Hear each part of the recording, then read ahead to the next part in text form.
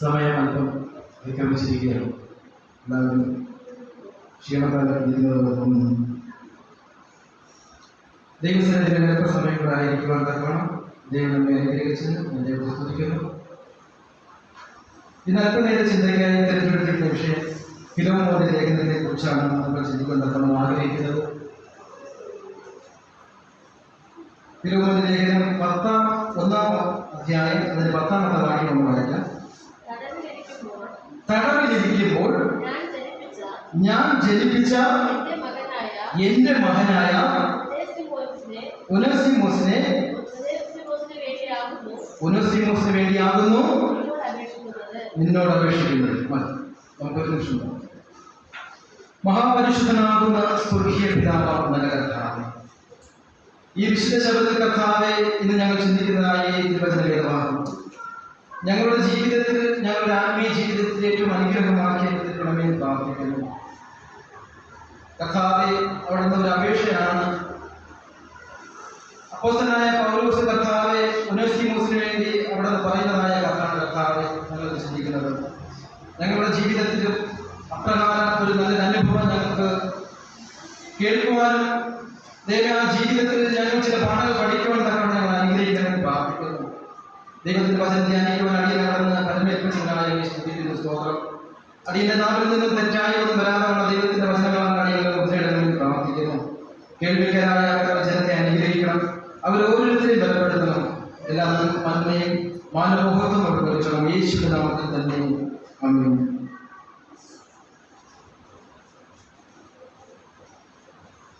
ഇന്ന് നാം ചിന്തിക്കുവാൻ തിരഞ്ഞെടുത്തിരിക്കുന്ന വേദഭാഗങ്ങൾ വായിച്ചിരുന്നതായ ഫിലോമോന്റെ ലേഖനത്തെ ആസ്പദമാക്കിയാണ്. ഇവിടെ അപ്പോസ്തലനായ പൗലോസ് ഫിലോമോൻ എഴുതുന്നതായ ലേഖനത്തെ കുറിച്ച് നാം നോക്കുമ്പോൾ ഫിലോമോന് ഒരു കത്താണ് എഴുതുന്നത്. അപ്പോസ്തലനായ പൗലോസ് ഈ ലേഖനം എഴുതുമ്പോൾ താൻ റോമിൽ കാരാഗൃഹത്തിൽ തടവിലായിരിക്കുന്ന സമയത്താണ് ഫിലോമോന് ഈ കത്ത് എഴുതുന്നത്. ഈ കത്തിൽ നിന്നിന്റെ സാരം നാം മനസ്സിലാക്കുകയാണെങ്കിൽ അവിടെ ഒരാൾക്ക് വേണ്ടിയുള്ള അപേക്ഷയായിട്ടാണ് അപ്പോസ്തലനായ പൗലോസ് ഈ കത്ത് എഴുതുന്നത്. ആർക്ക് വേണ്ടിയാണ്? നാം വായിച്ചു കേട്ടതായ തിരുവചനം ആർക്ക് വേണ്ടിയാണ്? ഫിലോമോൻ കത്തെഴുതുന്നത് ആർക്ക് വേണ്ടിയാണ്? ഒനേസിമോസിന് വേണ്ടിയാണ് താൻ ഈ ഒരു കത്ത് എഴുതുന്നത്. അപ്പോസ്തലനായ പൗലോസ് റോമിൽ തടവിലായിരിക്കുമ്പോഴാണ് ഈ കത്ത് എഴുതുന്നത്. അപ്പോൾ തടവിലായിരിക്കുമ്പോൾ ഒനേസിമോസ് എന്ന ആ വ്യക്തിയോട് പറയാൻ തക്കവണ്ണം കാരണം ഒനേസിമോസിന്റെ ഒരു അടിമയായ ഒരു വ്യക്തിയാണ്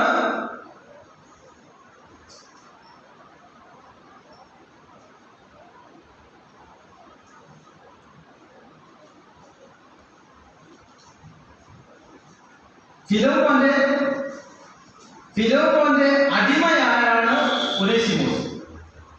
ഒനേസിമോസ് അപ്പോസ്തലനായ പൗലോസ് സുവിശേഷം അറിയിച്ചാണ് ഫിലോമോന് അവിടുന്ന് സുവിശേഷം കേട്ട് വിശ്വസിച്ച് ദൈവത്തിൽ ആശ്രയിച്ചു വരുന്നത്. അപ്പോൾ ഫിലോമോന്റെ ഭവനത്തിൽ ആയുധനായ ഒരു അടിമയാണ് ഒനേസിമോസ് എന്ന വ്യക്തി. ആ ഒനേസിമോസ് എന്ന വ്യക്തി തന്റെ ഭവനത്തിൽ നിന്നും ഏതോ സാഹചര്യത്താൽ അവിടെ നിന്ന് റോമിലേക്ക് പോവുകയും അവിടെ നിന്ന് ആ സാഹചര്യത്തിൽ അപ്പോസ്തലനായ പൗലോസിനെ കണ്ടുമുട്ടുകയും അങ്ങനെ പൗലോസ് ഒനേസിമോസിനെ സുവിശേഷം പറഞ്ഞു കൊടുത്ത് ആ സുവിശേഷം കേട്ട് വിശ്വസിച്ച് അവിടെ നിന്ന് വരുന്നതായ സമയത്തിൽ ആ അടിമയെ തിരിച്ച് സ്വീകരിക്കണം എന്ന് ഫിലോമോനോടുകൂടി പറയുന്നതായ സാഹചര്യത്തിലാണ് ഈ കത്ത് എഴുതുന്നത്. നമുക്ക് അതിന്റെ 1-ാമത്തെ വാക്യം എന്താണ് വായിക്കുന്നത്? ഫിലോമോന്റെ ലേഖനത്തിൽ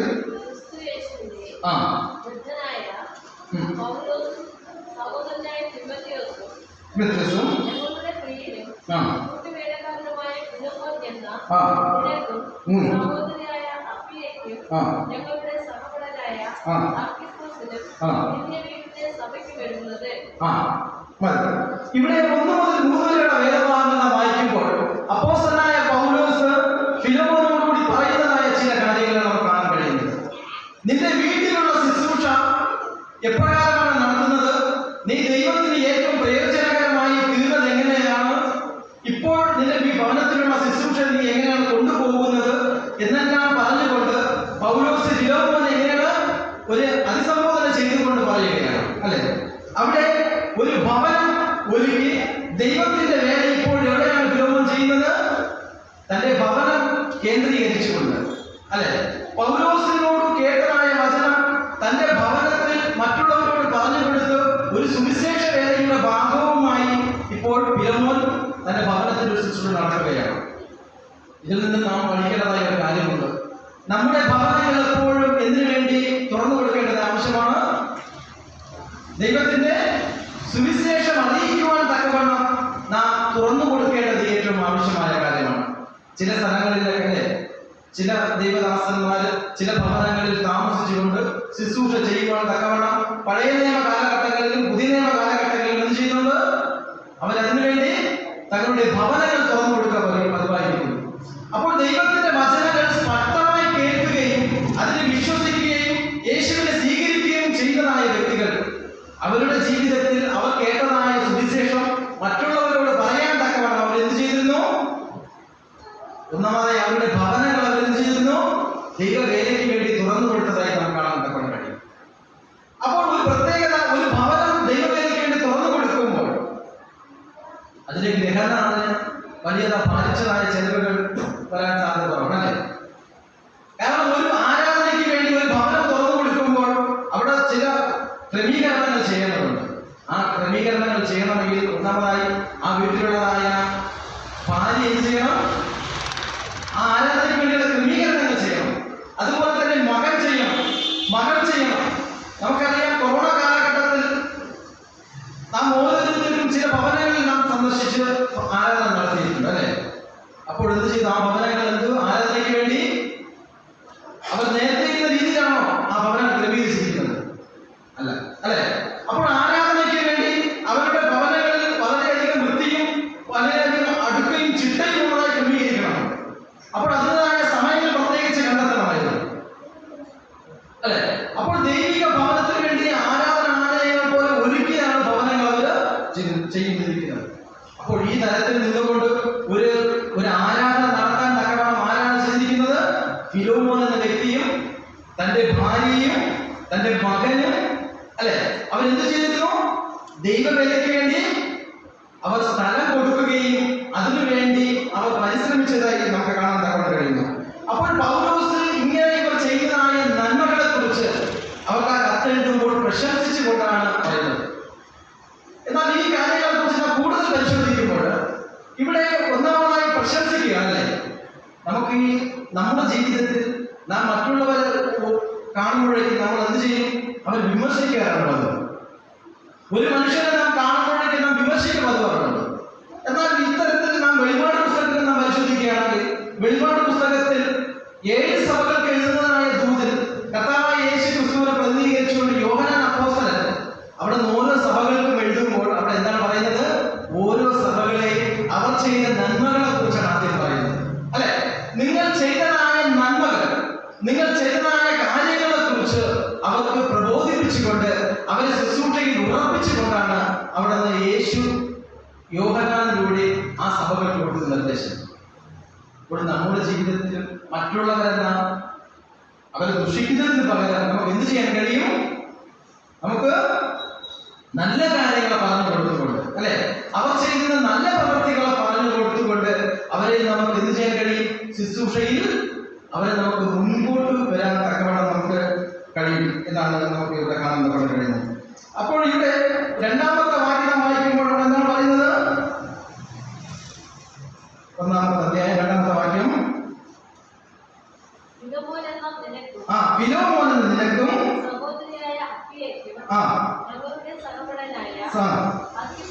അർക്കിപ്പോസിനും വീട്ടിൽ സഭയ്ക്കും എഴുതുന്നത്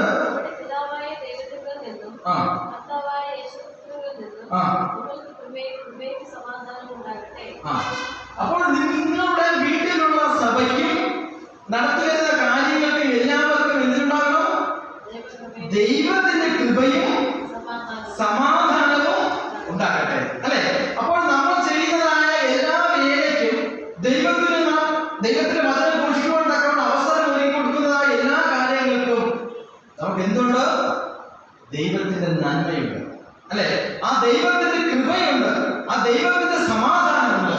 അതെല്ലാം നമ്മുടെ ജീവിതത്തിൽ നമുക്ക് വരണമെങ്കിൽ നാം എന്ത് ചെയ്യണം? അതിനുവേണ്ടി ദൈവത്തിന്റെ അവസരങ്ങൾ നാം ഉണ്ടാക്കി കൊടുക്കണമെന്ന് നമുക്ക് കാണാൻ തക്കവണ്ണം കഴിയും. അതുപോലെ തന്നെ രണ്ടാമത്, നാം പരസ്പരം എന്ത് ചെയ്യണം? നാം പ്രാർത്ഥിക്കേണ്ടതുണ്ട്. അതിന്റെ 4-ാമത്തെ വാക്യം എന്താണ് വായിക്കുന്നത്? കർത്താവായ യേശുവിനോടും സകല വിശുദ്ധന്മാരോടും നിനക്കുള്ള സ്നേഹത്തെയും വിശ്വാസത്തെയും കുറിച്ച് ഞാൻ കേട്ടിട്ട് നിന്നുള്ള എല്ലാ നന്മയുടെയും നിന്റെ വിശ്വാസത്തിന്റെ കൂട്ടായ്മ ക്രിസ്തുവിനായി സഫലമാകേണ്ടതിന് എന്റെ പ്രാർത്ഥനയിൽ നിന്നെ ഓർത്ത് എപ്പോഴും സ്തോത്രം ചെയ്യുന്നു. അല്ലെ, ഇവിടെ കർത്താവായ യേശു ക്രിസ്തുവിനോട് സകല വിശുദ്ധന്മാരോടും നിനക്കുള്ള സ്നേഹത്തെയും വിശുദ്ധന്മാരെ കുറിച്ചുള്ള നിനക്കുള്ള ആ സ്നേഹത്തെയും കുറിച്ച് ഞാൻ എപ്പോഴും ദൈവത്തിന് നിന്നെ ചൊല്ലി ഞാൻ സ്തോത്രം ചെയ്യുന്നു. ഇവിടെ ഒരു കൂട്ടുപടനായി, കൂട്ടുവിശ്വാസിയായി, കൂട്ടുവേലക്കാരനായാണ് ആരെ കാണുന്നത്? ഫിലോമോനെ. ആര് കാണുന്നത്? അപ്പോസ്തലനായ പൗലോസ് കാണുന്നത്. അപ്പോൾ നീ ചെയ്യുന്നതായ എല്ലാ കാര്യത്തിലും, നീ കേട്ടതായ വചനത്തിലും, അതിന്റെ വിശ്വാസത്തിലും തന്നെ കൂട്ടായ്മ ക്രിസ്തുവിനായി സഫലമാകേണ്ടതിന്. അപ്പോൾ നമ്മുടെ ജീവിതത്തിൽ നാം ചെയ്യുന്നതായ ദൈവത്തിന്റെ വേല, ദൈവത്തിന്റെ വചനം, അതെല്ലാം സഫലമാകേണ്ടതിന് നാം എന്ത് ചെയ്യണം? ദൈവത്തിന് സഫലമാകേണ്ടതിന് ഇവിടെ പൗലോസ് എന്താണ് ചെയ്യുന്നത്? എന്റെ പ്രാർത്ഥനയിൽ നിന്നെ എപ്പോഴും ഓർത്ത് എന്ത് ചെയ്യുന്നു? ഞാൻ പ്രാർത്ഥിക്കുന്നു പൗലോസ് പറയുന്നു. അപ്പോൾ ഇതിൽ നിന്ന് മനസ്സിലാക്കേണ്ട ഒരു കാര്യം, നാം എപ്പോഴും ദൈവിക വേല ചെയ്യുന്നവർക്ക് വേണ്ടി നമ്മുടെ ജീവിതത്തിൽ നാം എന്ത് ചെയ്യണം? നാം പ്രാർത്ഥിക്കേണ്ടതിന്റെ ആവശ്യമുണ്ട്. കാരണം ദൈവ പ്രവൃത്തി നാം കേട്ട് ആ വിശ്വാസത്തിൽ നാം പിന്തുടരുന്നുവെങ്കിൽ, നമ്മളിലുള്ള വിശ്വാസം മറ്റുള്ളവർക്ക് അത് മനസ്സിലാക്കണമെങ്കിൽ,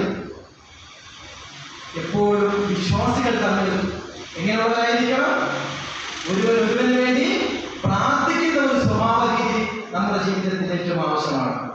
സുഖമില്ലാത്ത അവസ്ഥയിൽ കഴിയുന്നവർക്ക് വേണ്ടിയല്ലേ നമ്മൾ എന്ത് ചെയ്യണം? പൗലോസിന്റെ ആ രീതി തന്നെ നമ്മുടെ ജീവിതത്തിലും നാം എപ്പോഴും തുടരേണ്ടത് ആവശ്യമാണ്.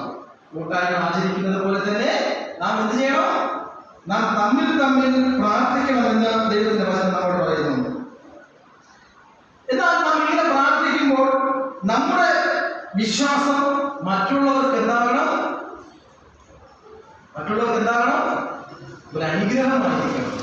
നമ്മുടെ വിശ്വാസം മറ്റുള്ളവർക്ക് ഒരു അനുഗ്രഹമായിരിക്കണം. കാരണം നാം ഓരോരുത്തരും വിശ്വസിച്ചിരിക്കുന്നത് ആരുടെയാണ്? കർത്താവായ യേശുവിനെയാണ്. അല്ലെ, ഇവിടെ ഫിലോമോൻ വിശ്വസിച്ചത് പൗലോസിനെയാണ് വിശ്വസിച്ചത്. പൗലോസ് പറഞ്ഞു കൊടുത്തതായ സുവിശേഷത്തെയാണ് ആ സ്വീകരിച്ചത്. ഫിലോമോൻ വിശ്വസിച്ചത്. ആ വിശ്വാസം മറ്റുള്ളവർക്ക് പറഞ്ഞു കൊടുക്കുവാൻ തക്കവണ്ണം പൗലോസ് ഫിലോമോനോട് പറയുമ്പോൾ ഫിലോമോൻ എന്ത് ചെയ്തു? ഇത് തന്റെ ജീവിതത്തിൽ പ്രാവർത്തികമാക്കിക്കൊണ്ട് മറ്റുള്ളവർക്ക് സുവിശേഷം അറിയിക്കുവാൻ തക്കവണ്ണം അവൻ അവിടെ നിന്ന് തന്റെ കുടുംബവുമായി നിന്നതെന്ന് നമുക്ക് കാണാൻ തക്കവണ്ണം കഴിയും. അല്ലെ, അതിന്റെ 7-ാമത്തെ വാക്യം എന്താണ് പറയുന്നത്? സഹോദര, വിശുദ്ധന്മാരുടെ ഹൃദയം നീ തണിപ്പിച്ചത് നിമിത്തം നിന്റെ സ്നേഹത്തിൽ എനിക്ക് വളരെ സന്തോഷവും ആശ്വാസവും ഉണ്ട്. ഇവിടെ ഫിലോമോൻ എന്ന വ്യക്തി അതിസമ്പന്നനാണ്. ആ സമ്പന്നനായതുകൊണ്ടാണ് അവന്റെ ഭവനത്തിൽ ഒരു ഒനേസിമോസ് ഉണ്ടായത്. ഈ ഒനേസിമോസ് ഇപ്പോൾ എവിടെയാണ്? താനിപ്പോൾ തന്റെ ഭവനത്തിൽ നിന്നും, ഫിലോമോന്റെ ഭവനത്തിൽ നിന്നും അവൻ ദൂരേക്ക് പോയിരിക്കണം. ഒരു കഥ പറയുവാൻ ഞാൻ ആഗ്രഹിക്കണം.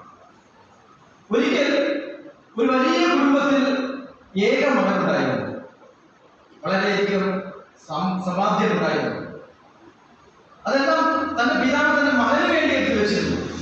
എന്നാൽ മകൻ വിചാരിച്ചു ഇതൊന്നും എനിക്കുള്ളതല്ല എന്ന് പറഞ്ഞുകൊണ്ട് ഒരിക്കൽ അവൻ ഇതെല്ലാം എടുത്തുകൊണ്ട് തന്റെ അപ്പനിൽ നിന്നും അവൻ ദൂരേക്ക് യാത്ര. തന്റെ ആത്മാർത്ഥ ജീവിതമെല്ലാം നയിക്കാൻ തക്കവണ്ണം അവൻ ദൂരദേശത്ത് പോയി. തന്റെ കയ്യിലിരുന്ന കാശെല്ലാം എന്ത് ചെയ്തു? അവൻ ദൂരത്തടിച്ച് എല്ലാം കഴിഞ്ഞു. അങ്ങനെ ചില രാത്രികൾ അവൻ ഇരിക്കുന്നതായ സമയത്ത് അവൻ വലിയ പ്രയാസപ്പെട്ട് പ്രതിസന്ധി അവൻ കരഞ്ഞു. എന്റെ അപ്പനടുത്ത് പോയിരുന്നെങ്കിൽ അപ്പൻ എന്നെ എന്ത് ചെയ്യുമായിരുന്നു? എന്നെ സ്വീകരിക്കുമോ എന്നുള്ളൊരു പ്രയാസം തന്നെ ഉണ്ടായിരുന്നു. എങ്കിലും അവൻ തളർന്നുപോയി. അവൻ അവിടെ ഇരുന്നുകൊണ്ട് തന്റെ അപ്പനോട് ഒരു കത്തെഴുതി. അപ്പ ഞാൻ വരാൻ ആഗ്രഹിക്കുന്നു, എനിക്ക് അപ്പനെയും അമ്മയെയും കാണണം, എന്നെ സ്വീകരിക്കുമോ എന്ന് അവൻ തന്റെ അപ്പനോട് ഒരു കത്തെഴുതി. ആ കത്ത് എഴുതിയ സമയത്ത് പറഞ്ഞു, വീടിന്റെ ഫ്രണ്ടിൽ നിൽക്കുന്നതായ ഒരു മരമുണ്ടായിരുന്നു. ആ മരത്തിൽ ഒരു വെള്ള തൂവാല കെട്ടിയിട്ട് കഴിഞ്ഞാൽ ഞാൻ ഒരിക്കൽ ഇതുവഴി പോകുമ്പോൾ ഇത് കാണും. ആ വെള്ള തൂവാല അപ്പൻ കെട്ടിയത് കണ്ടാൽ അപ്പൻ എന്നോട് ക്ഷമിച്ചു എന്ന് ഞാൻ കരുതുന്നു. പ്രിയമകൻ വിശ്വസിച്ചു. എന്നാൽ ഈ അപ്പൻ ഇത് കേട്ട സമയം അപ്പൻ വിചാരിച്ചു, എന്റെ മകൻ വരാൻ ആഗ്രഹിക്കുകയാണ്. അപ്പോൾ ഒരു തൂവാല ഞാൻ കെട്ടിക്കഴിഞ്ഞാൽ പക്ഷെ എന്റെ മകൻ കാണാതെ പോകുമോ എന്ന് പറഞ്ഞുകൊണ്ട് അപ്പൻ എന്ത് ചെയ്തു? ആ വൃക്ഷത്തിൽ നിറയെ തൂവാലകൾ കെട്ടിയിടുവാൻ തക്കവണ്ണം തീരുമാനിച്ചു. ഇതേ ഒരു സാഹചര്യത്തിലാണ് ഈ ഫിലോമോൻ എന്ന വ്യക്തി ആ യജമാനാണ്. പക്ഷേ ഒനേസിമോസ് എന്ന ആ ദാസൻ ആഗ്രഹിച്ചിരുന്നു. എന്താണ് ആഗ്രഹിച്ചിരുന്നത്? കാരണം ഫിലോമോൻ, ഒനേസിമോസ് എന്ന വാക്കിന്റെ അർത്ഥം പ്രയോജനമുള്ളവൻ. ഒനേസിമോസ് എന്ന് പറഞ്ഞാൽ പ്രയോജനമുള്ളവൻ എന്നാണ് ആ വാക്കിന്റെ അർത്ഥം. പക്ഷേ അവൻ പ്രയോജനമില്ലാത്തവനായാണ് ഇവിടെ നടന്നത്. ഫിലോമോൻ ഭവനത്തിൽ ആദ്യകാലത്തിൽ അവൻ നടന്നത്. എന്നാൽ അപ്പോസ്തലനായ പൗലോസിനെ കണ്ടുകൊണ്ട് സുവിശേഷം അവൻ കേട്ട് പഠിച്ചത് കൊണ്ട് അവൻ ഇപ്പോൾ ആർക്ക് പ്രയോജനമുള്ളവനായി? അപ്പോസ്തലനായ പൗലോസിന് അവൻ പ്രയോജനമുള്ളവനായി തീർന്നു. നമ്മുടെ ജീവിതത്തിൽ നാം ഓരോരുത്തരും ആരെ പോലെയാണ്? ഒനേസിമോസിനെ പോലെയാണ്. ഇന്ന് ക്രിസ്ത്യാനി എന്ന പേര് വഹിച്ചുകൊണ്ട് നാം നടക്കുകയാണ്, അല്ലെ? നാം ഓരോരുത്തരും പേര് വഹിച്ചുകൊണ്ട് നടക്കുകയാണ്. നാം ക്രിസ്ത്യാനിയാണ്. എന്നാൽ ക്രിസ്തുവിന്റെ സ്വഭാവമുള്ള വിജ്ഞാനിയിൽ നമ്മൾ ആരാണ്? ക്രിസ്ത്യാനിയുടെ ഏതൊരു അവകാശവും നമുക്ക് ഇല്ല. അപ്പോൾ ഇവിടെ പ്രയോജനമില്ലാത്തവനായിരുന്നവനെ പ്രയോജനമാക്കി തീർത്തവനാണ് ആര്? കർത്താവായ യേശു ക്രിസ്തുവിന്റെ സുവിശേഷം. അങ്ങനെ പ്രയോജനമുള്ളവനായി തീർത്ത് അവനെ രൂപാന്തരപ്പെടുത്തി എടുക്കുകയാണ്, അല്ലെ? നമുക്ക് അതിന്റെ 8ാമത്തെ വാക്യം എന്നാണ് പറയുന്നത്.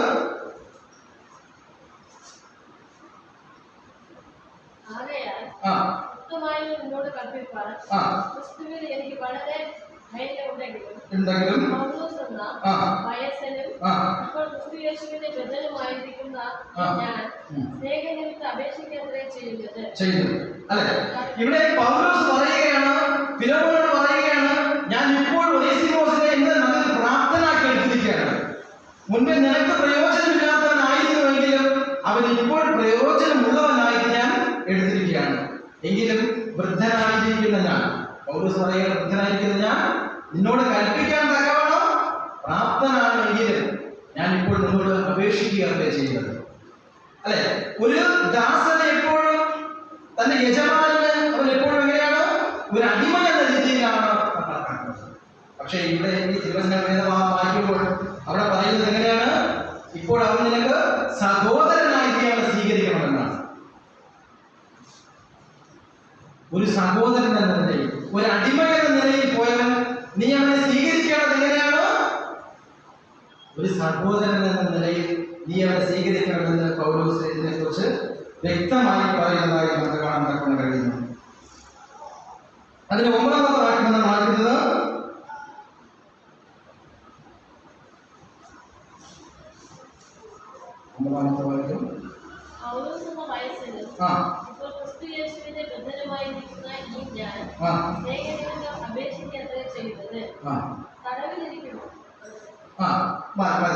ഇപ്പോൾ ഈ പൗലോസ് പറഞ്ഞതായ കാര്യം എന്താ പറഞ്ഞത്?